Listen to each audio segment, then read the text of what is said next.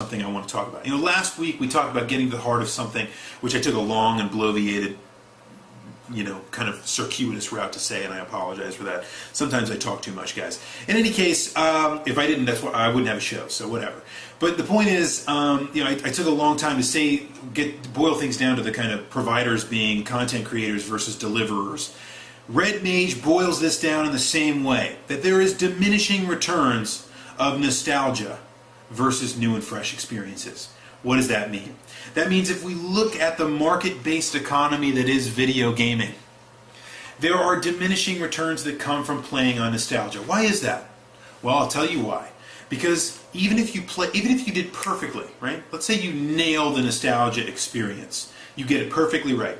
And everybody that played GoldenEye in 1997, to pick out a random game, everybody wants to play that game. Well, you're only going to get about, you know, a quarter of those people that will probably actually buy the game. The rest of them will go, that's freaking awesome, but I don't want to buy it because I don't even play video games anymore, right? You'll have some that probably pick it up and play that don't play video games now. And that's the best case scenario that you have. And at that point, the next game that you go to sell in that vein is going to have even fewer. It's going to be much fewer gamers that sign up for that kind of experience. That is not commercially viable.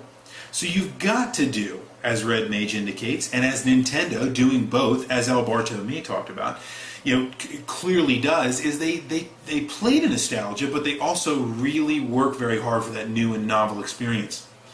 In either case, though, and this is what I want to highlight, for both of these comments, and for really all the comments, what I'm seeing is that nostalgia is a force in gaming.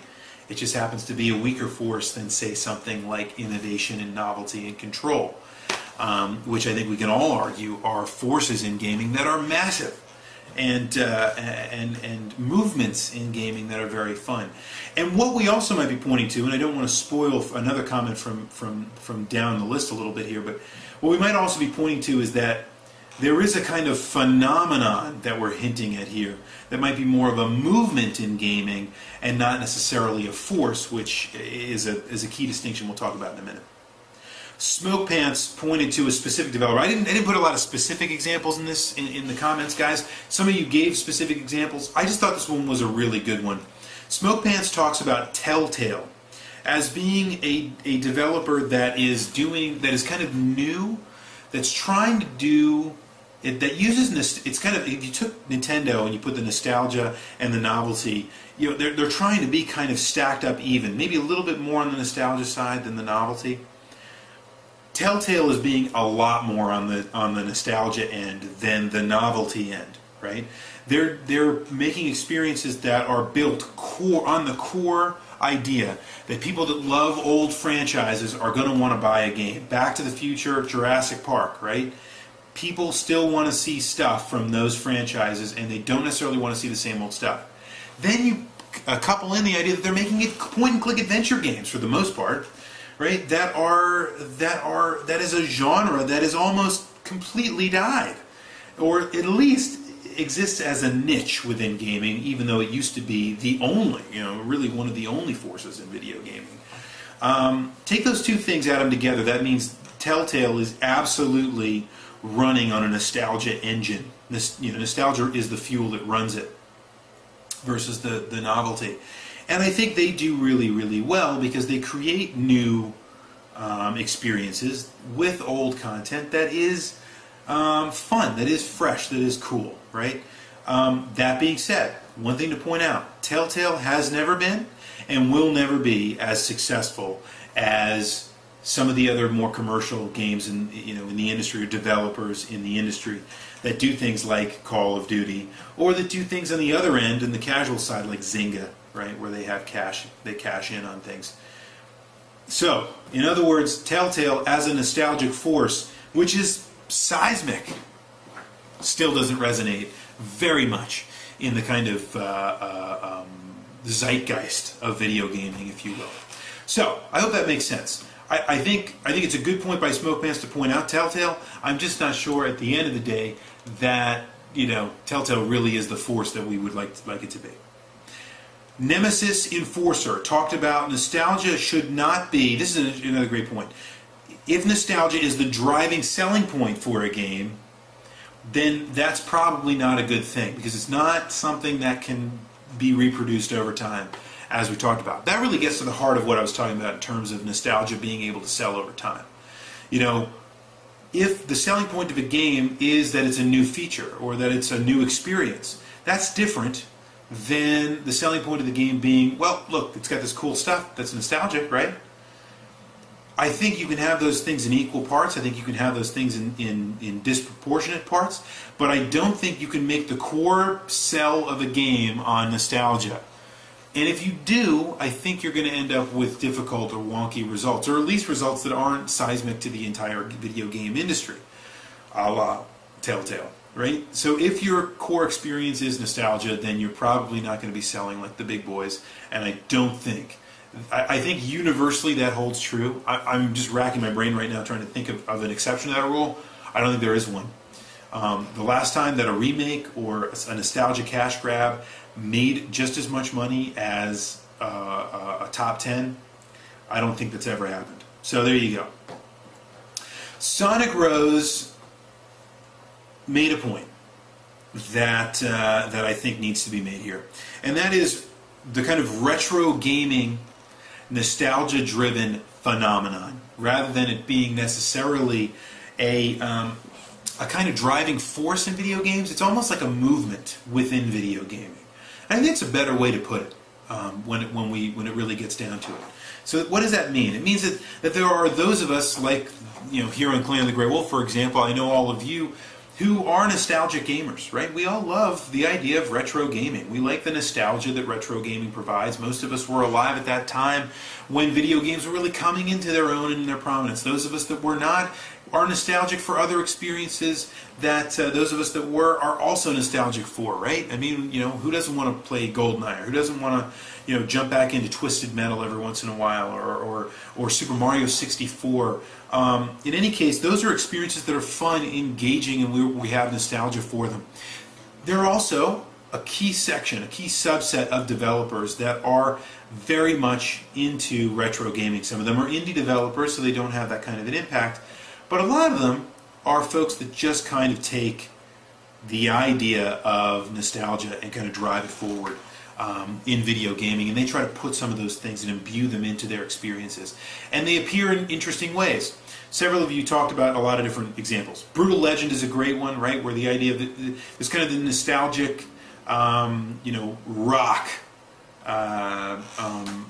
experience out there that Tim Schafer's trying to capture.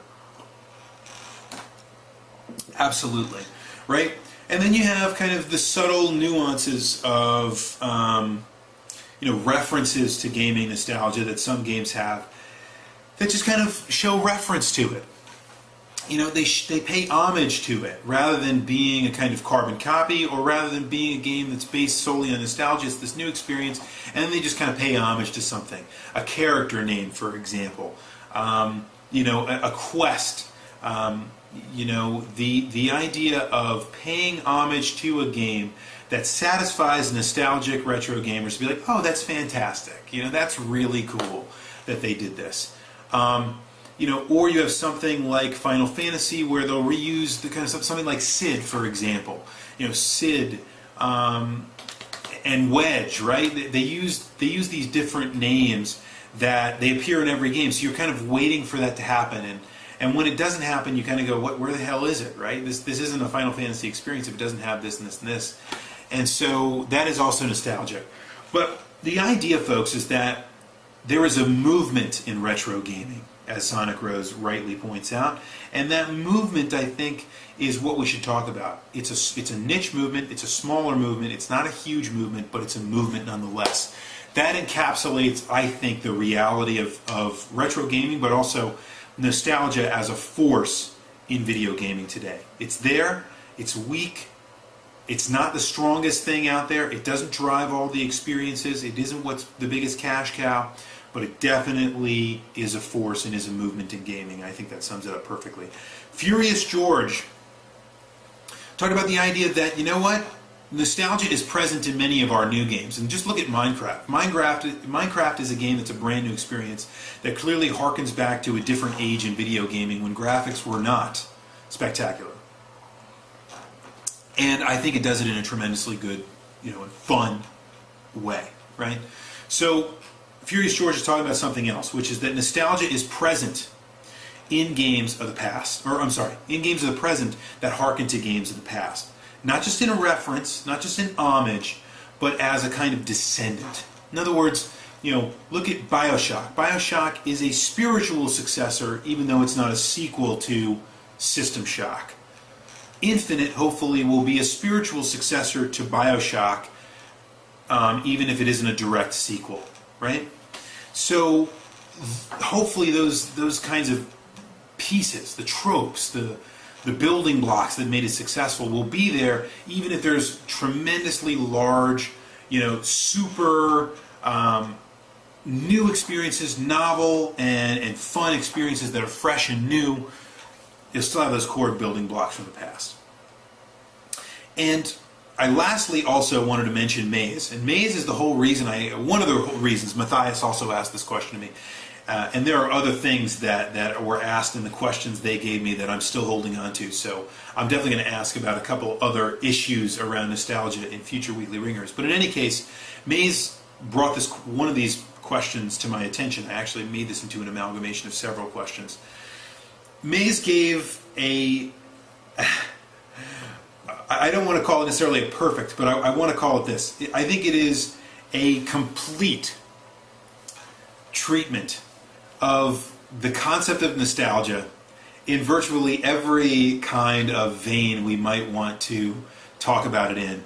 She gives the perfect spiel against why nostalgia kind of works and doesn't work at the same time, why it's almost a contradiction of terms. You'll never watch Star Wars again the same way. She talks about Luke being Vader's son. That big reveal the first time you see it is something that completely changes the way you think about movies and the way you think about the franchise. As many times as you watch A New Hope, Episode 4, you will absolutely never feel the same way you did the first time you heard that. That's nostalgia. So no matter how many times they release a special edition, and no matter how many times you go and buy the new DVD, Blu-ray, HD, 3D, whatever the hell experience, you're never really going to recapture that. You're always kind of chasing the dragon of the first time that happened. That's what makes nostalgia what it is, but it also is what makes nostalgia impossible to relive.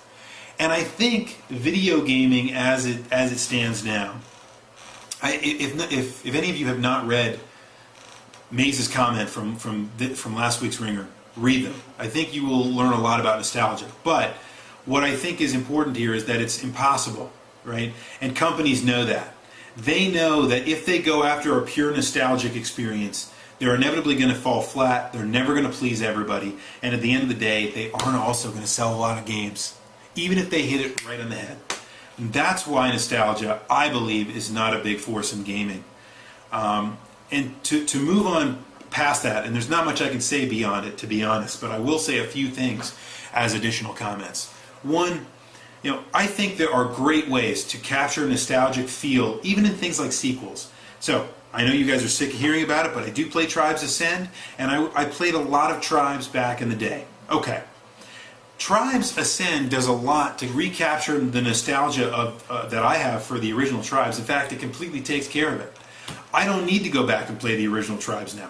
I don't need to go back and play Tribes 2, right? I don't have to look forward to something like Tribes Next or whatever was coming after it to kind of update Tribes. They did it. And they did it in a way that it preserves a lot of those cool things. But then they also capitalize on it in a material way. For example, you can now purchase in the game the voice packs from Tribes 2.